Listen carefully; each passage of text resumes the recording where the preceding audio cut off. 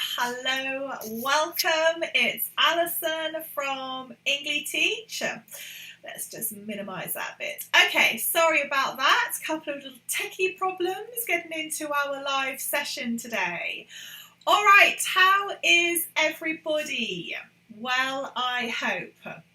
All right, so we have been working through our 30-day challenge, and if you don't know yet what that is, then go along to Engli-teach.com and sign up for your challenge. It's completely free and you can start learning English really quickly for free with Engli-teach.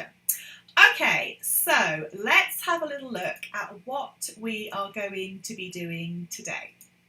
So all this, the last 2 days and all next week, we are practicing uniquely on pronunciation.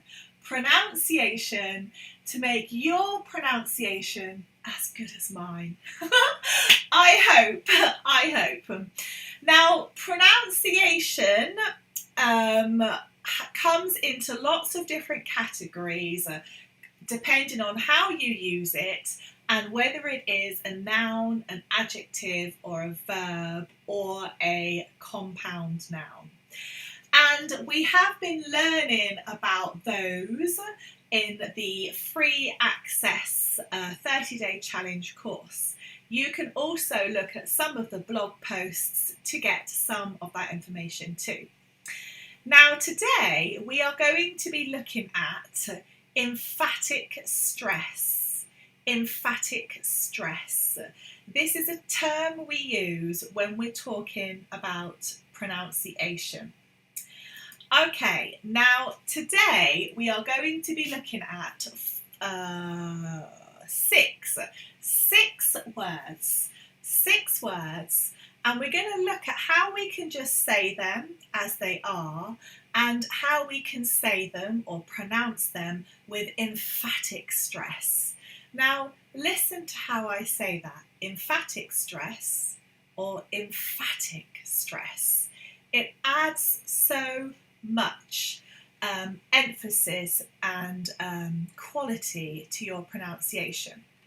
Now I'm just going to say hello to some of the people in the comments. Hello Rim, hello Rania, hello Sakandia. Rim, you give us positive feedback. Oh, thank you. Well done, thank you. Always. I've had some comments about my bun on YouTube. Yes, it's a busy Sunday, so whoop, up it went, and I'm here ready to teach you. So let's look closely at some of these words. Difficult, 3-syllable word. Difficult. Extremely.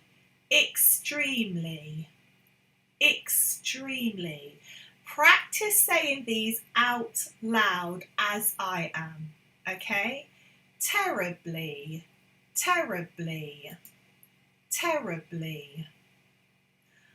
Utterly.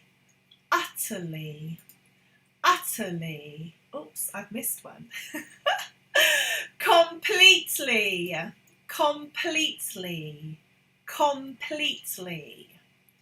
And especially. Now I'm breaking that down just so you can hear the different sound elements in those words for pronunciation, okay? Now let's look at these words in a sentence, okay? So very quickly, difficult, extremely, terribly, completely, utterly, especially. It's really difficult for me not to use emphatic stress. Now, I use quite a lot of emphatic stress in my English because I'm often teaching or presenting live on Facebook, YouTube, or live seminars. And in order to add extra emphasis to what I'm saying and to communicate what I'm saying to you, it's done more and better with emphatic stress. Think when you're listening to people learning English and they just speak in the same tone all the time and they don't really make any difference with their emphatic stress. It's impossible to understand really what they're saying, what they really mean, and language is more than words. It's about what you're thinking and what you're feeling in your heart. Language is an emotional sense of communication. So if you just speak like a robot or speak like a dead duck with no emotion, no emphatic stress, your English is going to be poor, it's going to be very boring to listen to, and it is not going to make you a good communicator in English. Okay, so remember that. Now we're going to look at some sentences, and I have a challenge. I have a challenge because I have removed some of the words. Oh yes! So I've removed the words and you are going to have to help me put these in. Okay. I love a good challenge, don't you? A good Sunday challenge. Who's ready for the challenge? Okay, if you're leaving comments on YouTube as well, I will get back to them. It's very difficult to respond to comments whilst teaching, so I will teach and then I will go through some of the comments. Okay. All right, so let's start with the first one. That was a exam. That was a exam. Which word do you think should go in here? Choose from the list. That was a exam. Tell me in the comments. What do you think it should be? That was a completely exam? No. That was a difficult exam. That was a difficult exam. Okay. That was a difficult exam. Now listen to how I say this. That was a difficult exam. That was a difficult exam. Now listen. Oh. That was a difficult exam. Oh my goodness. That was a difficult exam. Emphasis was on difficult, obviously. If you say, that was a difficult exam. Okay, so we need to hear the stress. That was a difficult exam. Okay, difficult exam. All right, she was ill after getting food poisoning. She was ill after getting food poisoning. Pick the word and tell me in the comments. Let me have a little look. Yes? Oh, everybody got difficult. I hope you're all sitting at home going difficult or completely. I want to hear you shouting it out. You can always send me some pictures of you practicing your English. That would be really good, especially if you're practicing it in the lives. Okay. She was ill after getting food poisoning. What do we have? Who has got this right? She was... somebody's put extremely. Yes, it could be extremely, but today it's she was terribly ill after getting food poisoning. She was terribly ill. Now listen to the emphasis. She was terribly. She was terribly ill after getting food poisoning. Okay? She was terribly, and people would shake their heads. Oh, she was terribly ill after getting food poisoning. Okay? Terribly. Well done. All right, next. It is unacceptable. It is unacceptable. What? It is unacceptable not to learn with Engli-teach. It is what? It's what? It is extremely unacceptable. It is extremely unacceptable. Whoop, let's put that in there. It is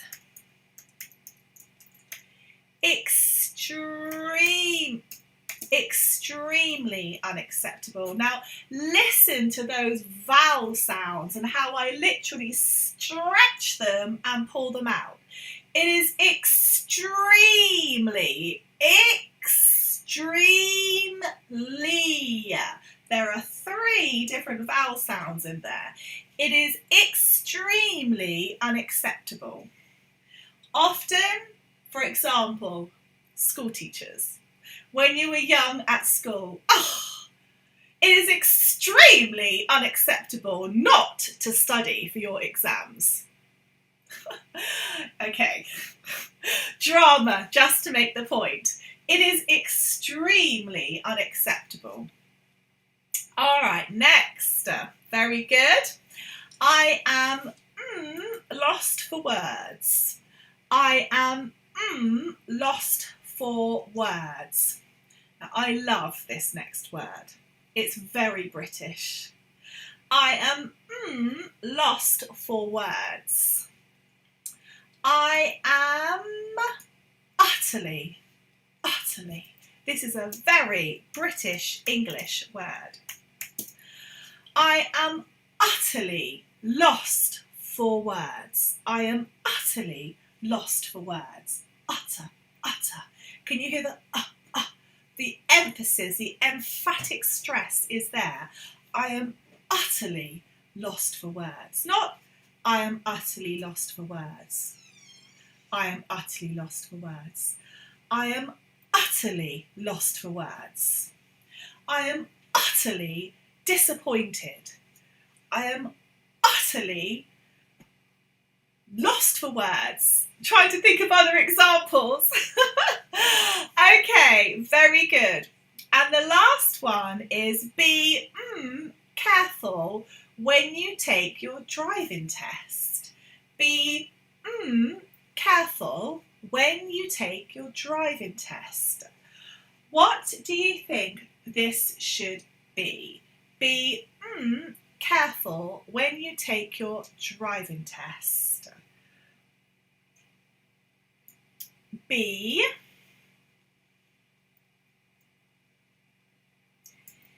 especially.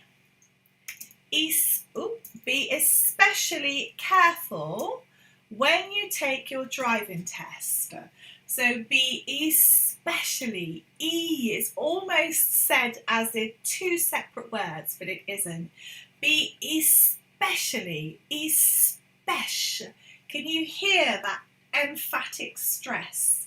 Be especially careful when you take your driving test. Now, another top tip I have for you when you are learning how to pronounce English better, how to become a real master of pronunciation with stress and intonation, but particularly with stress, is to use your hands when you're practicing.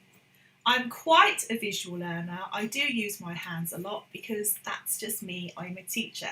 But I do find that it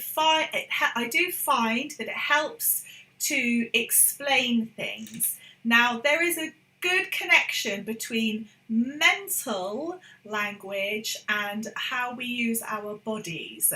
And sometimes when you also use your hands to explain things, or to break things down, you actually create an invisible mind map between your physical action and your mental action, and it can really help you to remember and ingrain the technique and the methods that you are learning.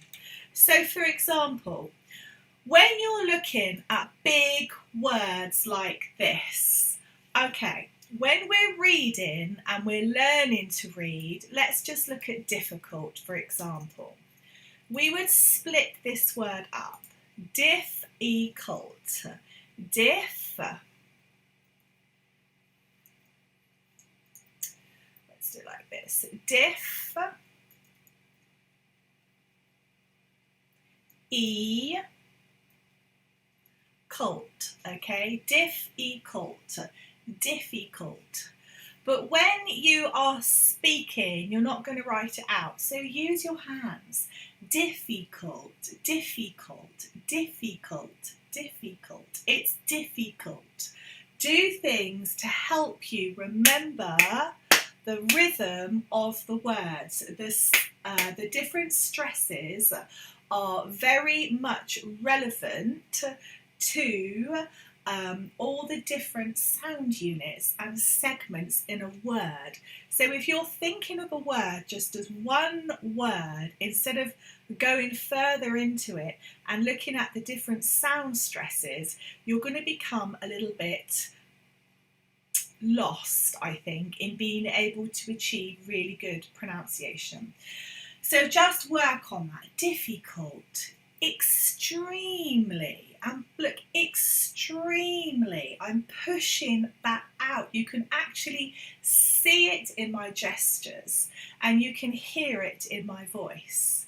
And in English, we use facial gestures an awful lot, expression an awful lot, and our hands. Now, I know from travelling, when I was younger, I used to travel an awful lot around the world. There are cultures and languages where gestures and hand gestures in particular aren't used, and it's sometimes aren't used very much, and it's really difficult as a learner to read what's going on, because if all you can hear are the words and there is no emotion on the face and there are no actions with the hands, it's really difficult sometimes to understand what someone is trying to say.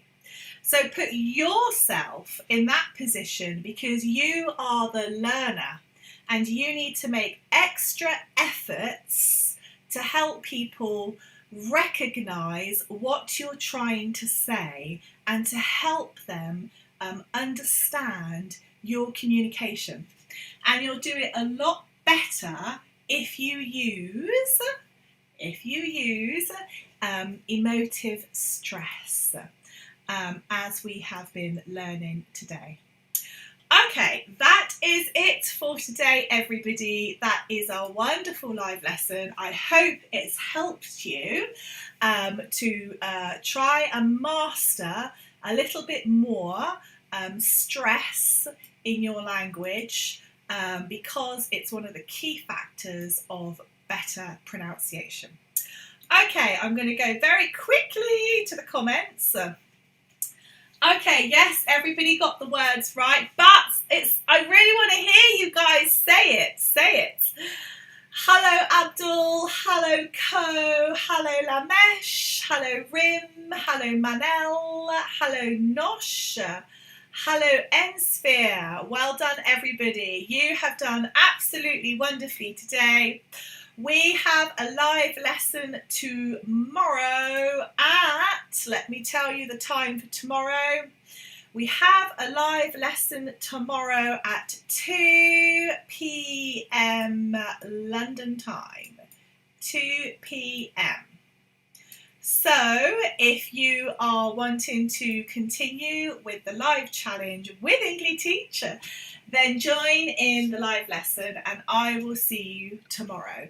As always, don't forget to go and grab your resources, your free resources, free lessons, free worksheets, all sorts of wonderful things at Engli-teach.com, where you can continue learning.